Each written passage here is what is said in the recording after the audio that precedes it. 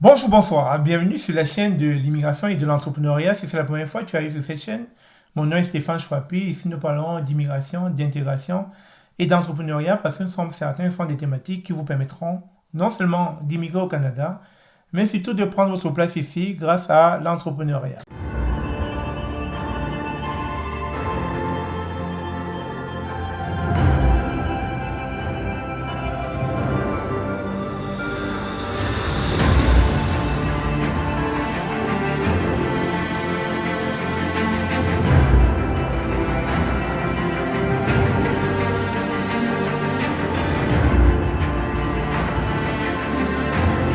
Aujourd'hui, nous allons parler d'une femme brillante et surtout d'une femme originaire du Cameroun. Et vous allez en apprendre dans cette vidéo comme quoi il ne faut pas être fermé, il ne faut pas être figé.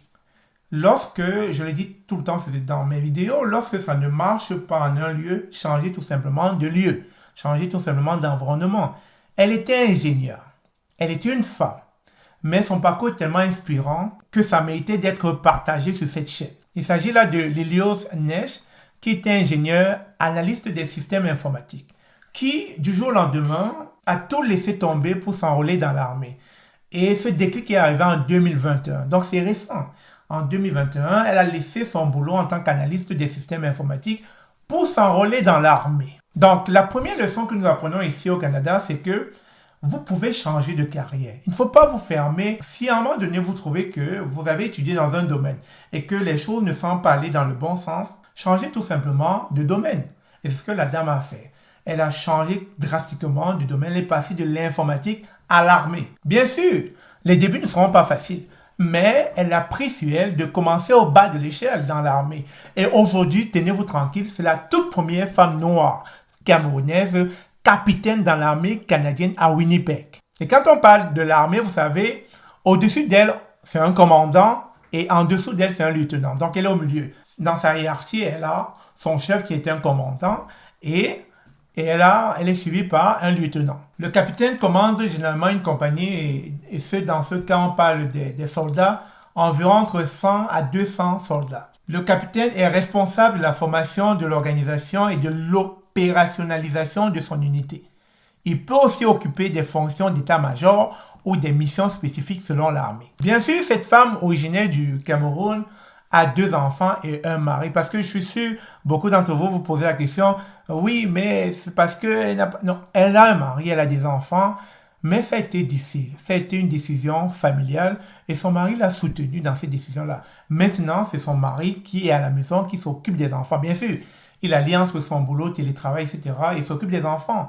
Comme quoi, c'est possible pour nos maris, c'est possible pour les hommes, à un moment donné, pour le profit de la carrière de leur femme, de prendre le rôle de la femme. Parce que très souvent, du pays où on vient, on sait tous communément que c'est une société patriarcale, le Cameroun, et très souvent, il est très mal vu pour un homme de rester à la maison pendant que sa femme va chercher de l'argent. Et vous comprenez que nous ne sommes plus dans le même contexte, et dans ce contexte, ça demande vraiment une certaine ouverture d'esprit.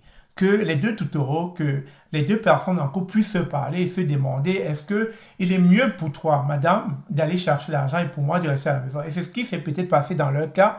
La femme est capitaine de l'armée canadienne et pendant ce temps, quand elle va en mission, c'est son mari qui s'occupe de tout, qui s'occupe de l'éducation des enfants, qui s'occupe de nourrir les enfants. C'est très dur, ça a été très dur. La dame le dit si bien pour sa fille, mais aujourd'hui, ils ont tous fini par accepter la direction que leur mère a prise. Et ça ne fait pas d'eux un couple faible. C'est pas parce que madame décide demain de ramener l'argent au foyer que forcément monsieur devient faible. C'est une entente entre 2 personnes.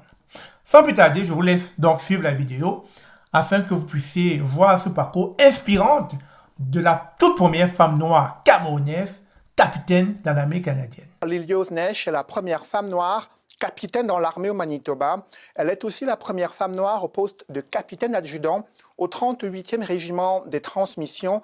Ingénieure originaire du Cameroun, elle a consenti d'énormes sacrifices loin de sa famille pour gravir les échelons et défendre le Canada.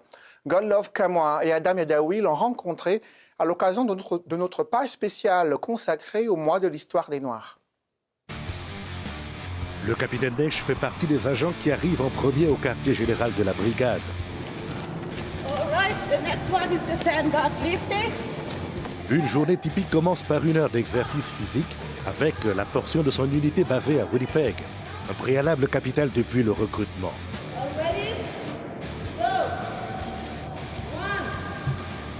Le conditionnement physique fait partie des atouts de Liliose Neige lorsqu'elle s'engage dans les forces armées canadiennes en 2021 à Saint-Jean-sur-Richelieu.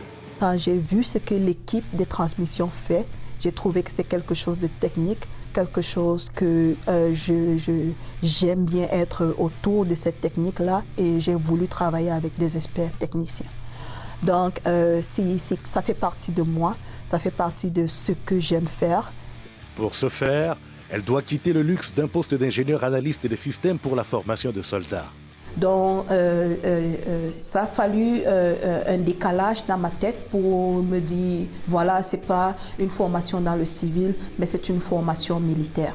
Après Kingston en Ontario et le centre d'instruction au combat de Gagetown au Nouveau-Brunswick, elle rejoint le premier groupe Brigade mécanisée du Canada à Edmonton, d'abord en stage, puis en tant qu'officier commandant adjoint des troupes Alpha et Bravo. Pour la première fois, elle a plus d'une centaine de soldats sous ses ordres. Le grand choc était de savoir, voilà, je suis encore nouvelle dans mes fonctions et comment est-ce que je vais donner espoir à toute cette équipe-là. Heureusement, dans l'armée, on n'est jamais seul. Les troupes Alpha et Bravo s'occupent des liaisons radio et des installations de câbles. De retour à Winnipeg en 2023 comme capitaine adjudant au 38e régiment des transmissions, Liliose Neige est la seule femme à la tête de plusieurs équipes qui lui obéissent au doigt et à l'œil. It doesn't matter anything. There's no discrimination here. We work together. We're a team. We all wear this uniform. We all need to work it together. Le capitaine Neige est un visage de la diversité qui fait la fierté de son régiment. We view diversity as a strength, and we know this because we know that different cultures bring in different perspectives. Des perspectives utiles au capitaine adjudant qui coordonne aussi des processus d'évaluation et supervise des officiers subalternes.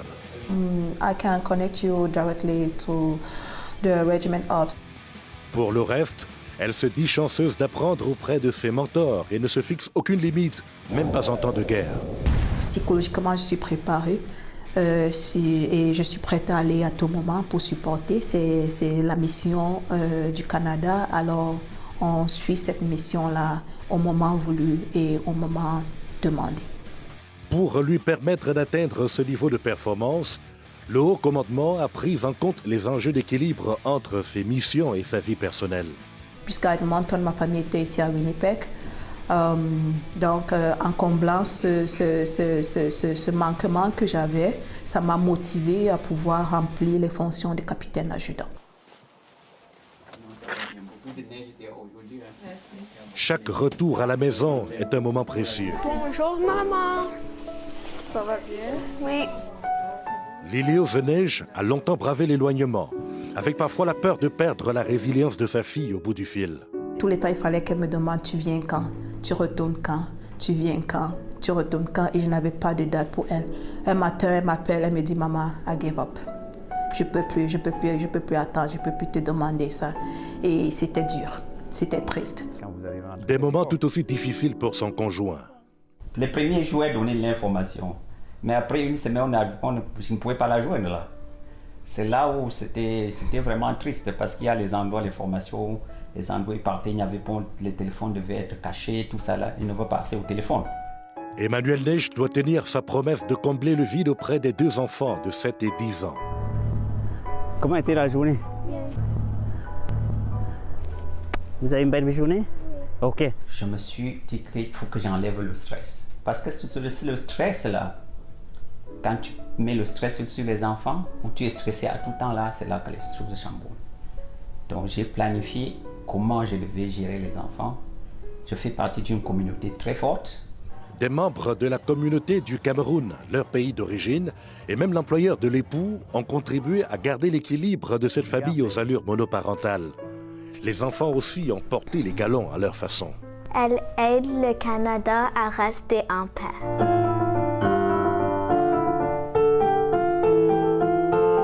Je lui ai dit, maman, il faut jamais abandonner ce que tu fais. Pourquoi tu lui dis ça?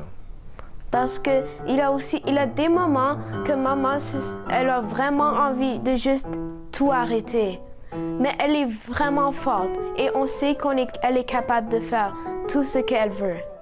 Avec un tel soutien, Lily Osnech a repris les études à l'Université du Manitoba en 2015, une réalité courante chez les immigrants, même les plus diplômés. On vient aussi déjà ici après avoir perdu un peu beaucoup de temps chez nous par rapport à ceux qui sont nés ici. Mais c'est pour ça que je dis qu'on doit travailler 2 fois plus.